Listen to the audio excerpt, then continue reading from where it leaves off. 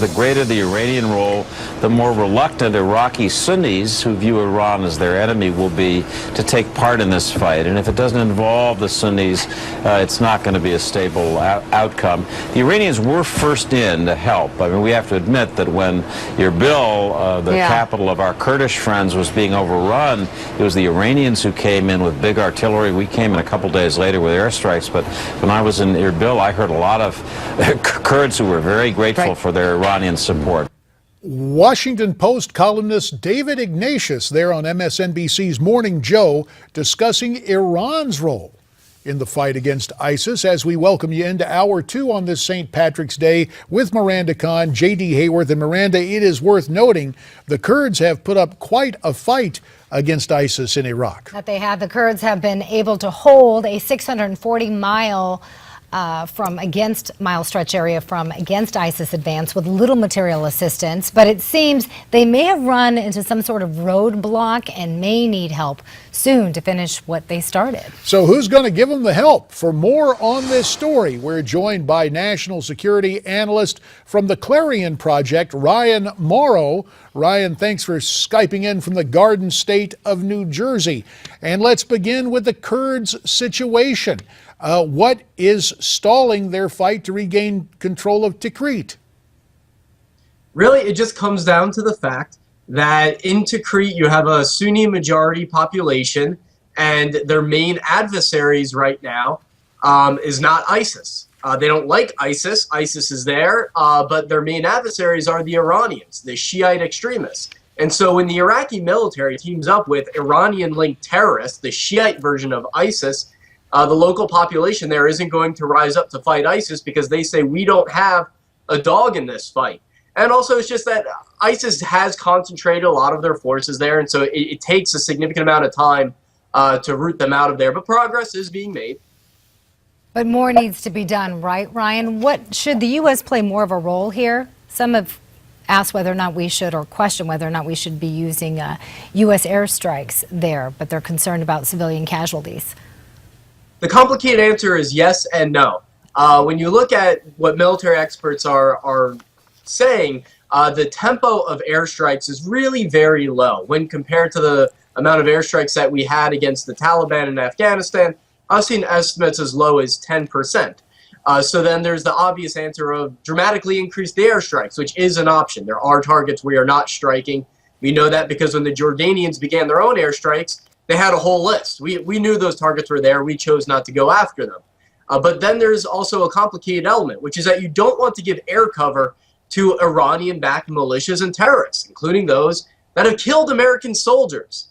And so when you look at the Arab press, there's anonymous officials saying that that's the reason that you're not seeing airstrikes in the Tikrit area, is that even though the U.S. is reaching out to Iran, going so far as to give them air cover is a step too far.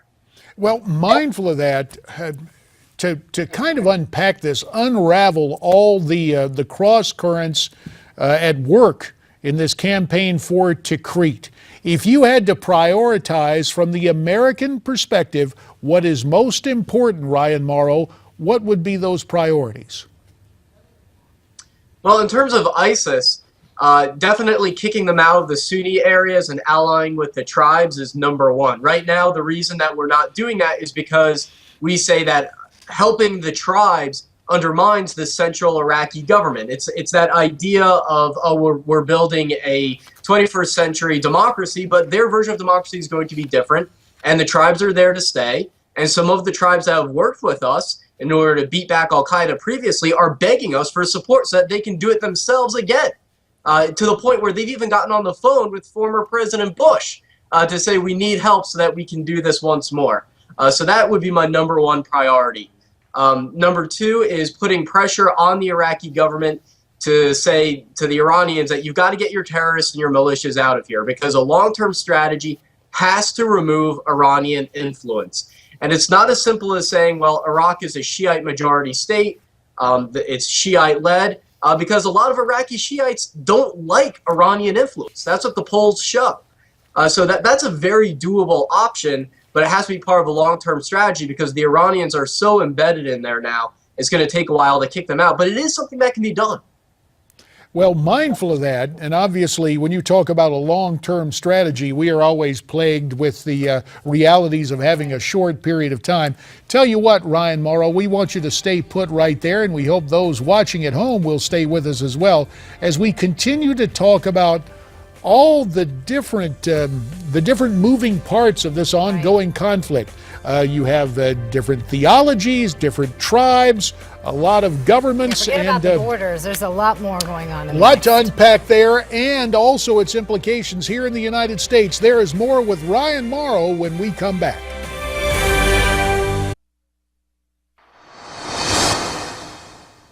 Alongside Miranda Kahn, J.D. Hayworth back with you and back with us to continue the conversation, national security analyst of the Clarion Project, Ryan Mauro.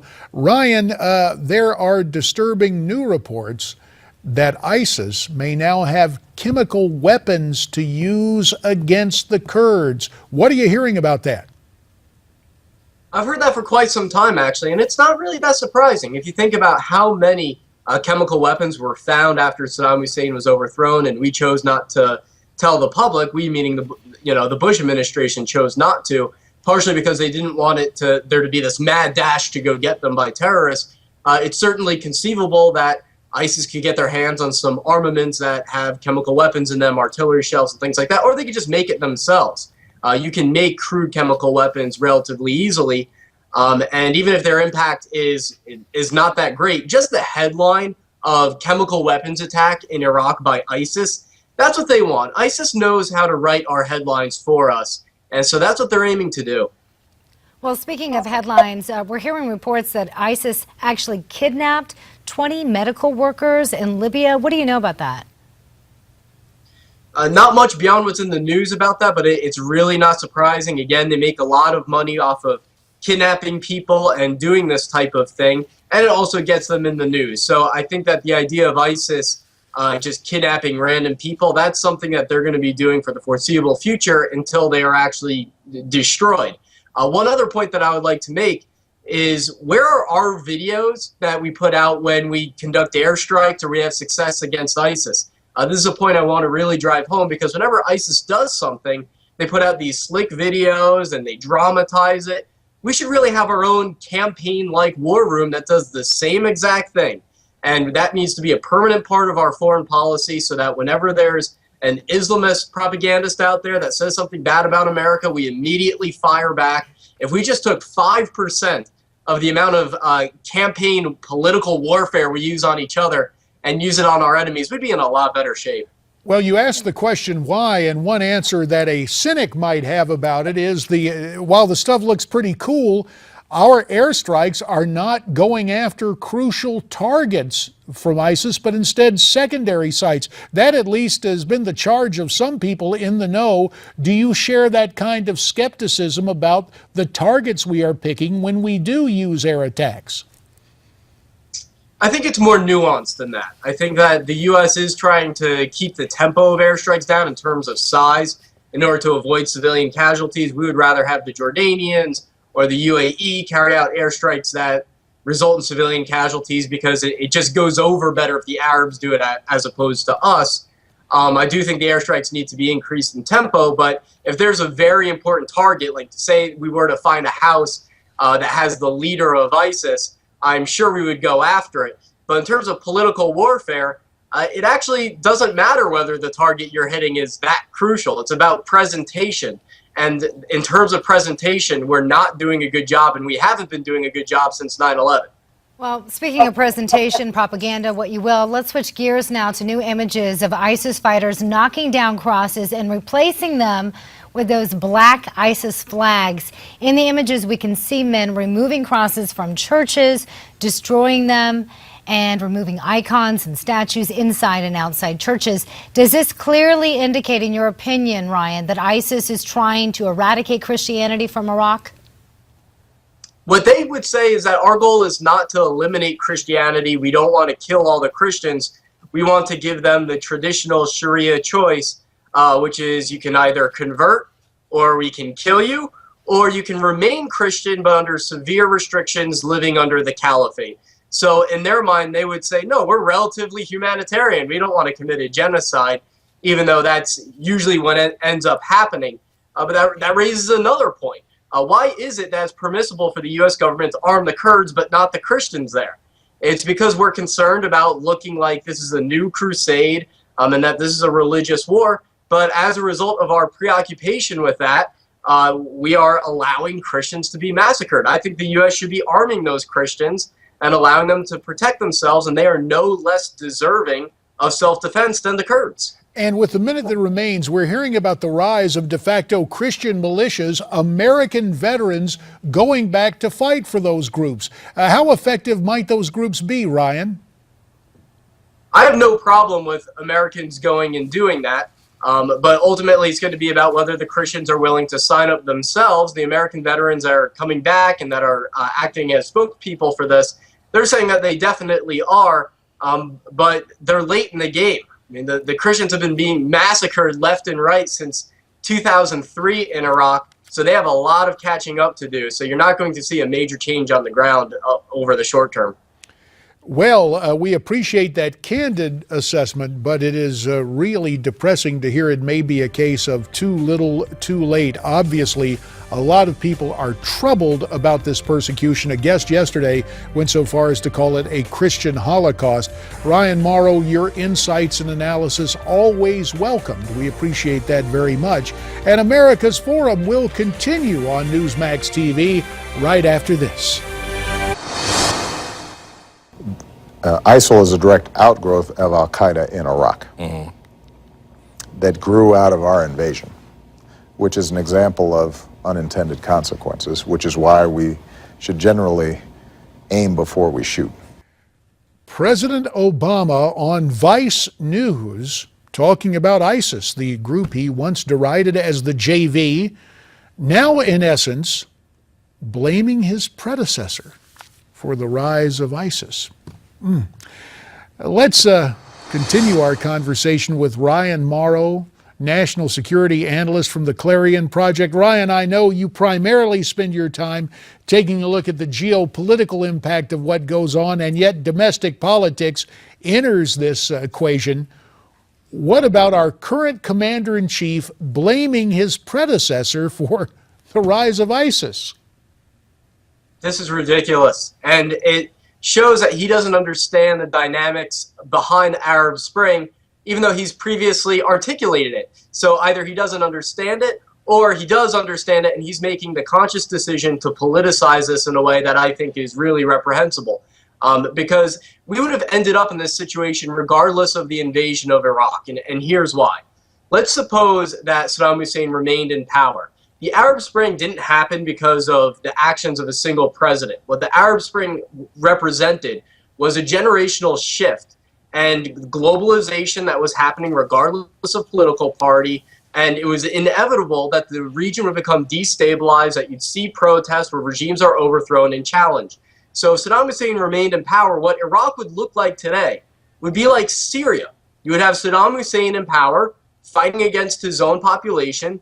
You would have a civil war going there, and in the midst of that chaos, you would have al-Qaeda come in and ISIS would be created.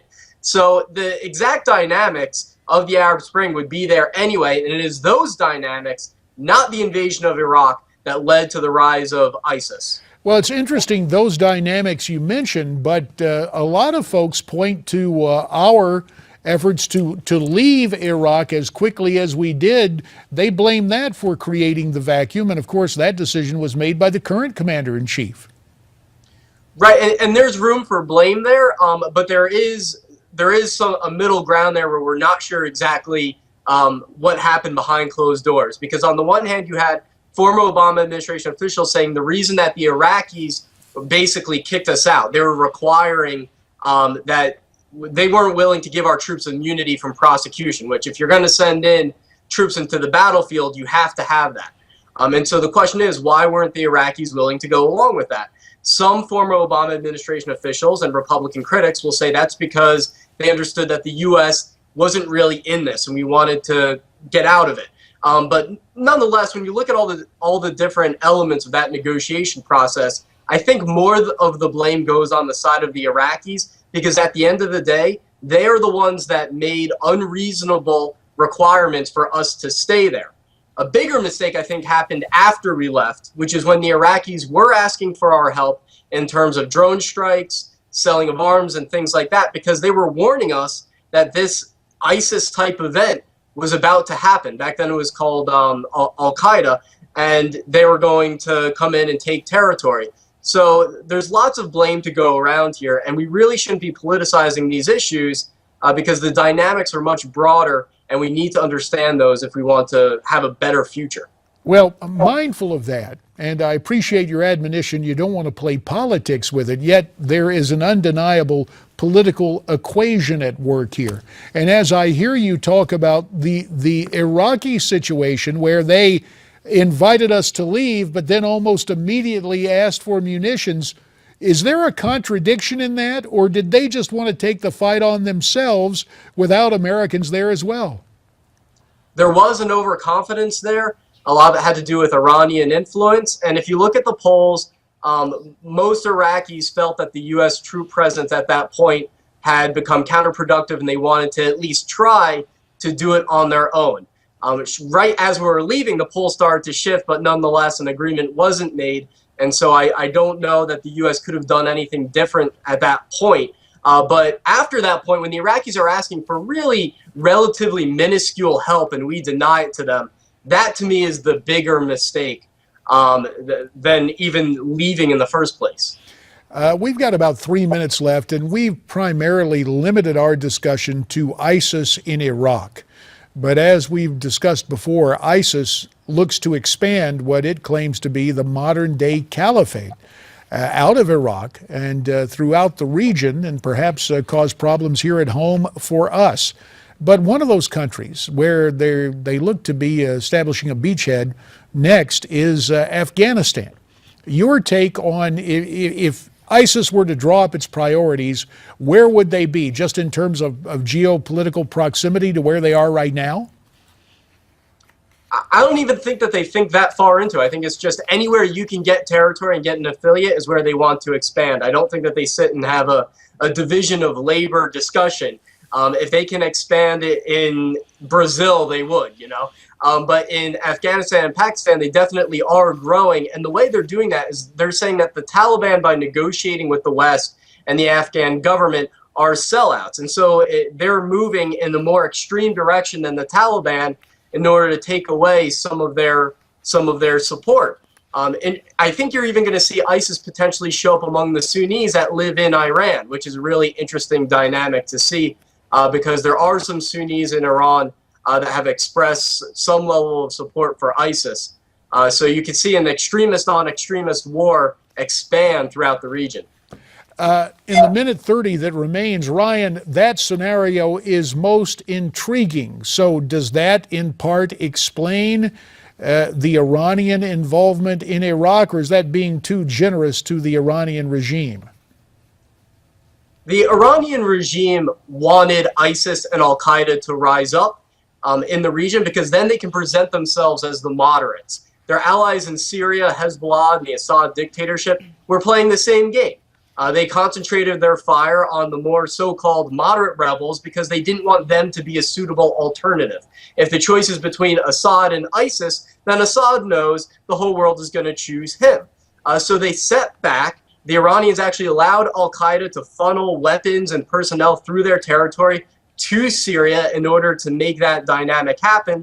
But now ISIS has grown to the point where the Iranians want to contain them. So the Iranians created this monster to some degree that they are now trying to restrain. An interesting permutation to the entire situation there. Ryan, Mauro, what is that old saying? You can't tell the players without a program. And we appreciate you trying to unpack just who is doing what in the fight for and the fight against ISIS. Sir, we thank you very much for your time and your assessment. There is more to come here on America's Forum. Right now, a Newsmax update.